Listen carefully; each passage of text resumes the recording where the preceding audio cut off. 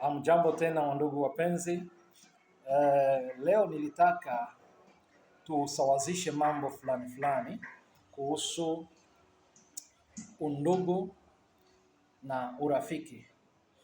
Unajua mara nyingi sana mtu unaweza kuwa na ndugu yako lakini asiwi rafiki yako, na unaweza kuwa na rafiki yako na asiwi ndugu yako. Sasa inategemea nini? Undugu ni wakati mmezaliwa pamoja, mmechangia damu. Lakini urafiki ni wakati mumeishi pamoja na mumechangia maisha. Sasa ni vyema mtu hawe ndugu yako na akuwe rafiki yako.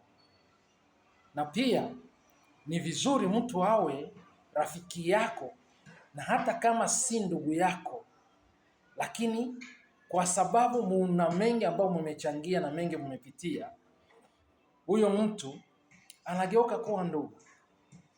Si kwa damu, lakini kwa ile kushare, kuchangia maisha ambayo mlichangia. Hapa nataka nizungumze kitu kimoja.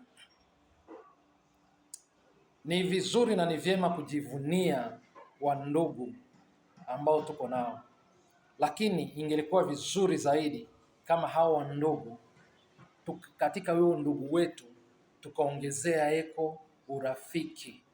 Yaani ile kushare, ile kuchangia maisha, ile inafanya tena undugu ukuwe tena thabiti na imara mno.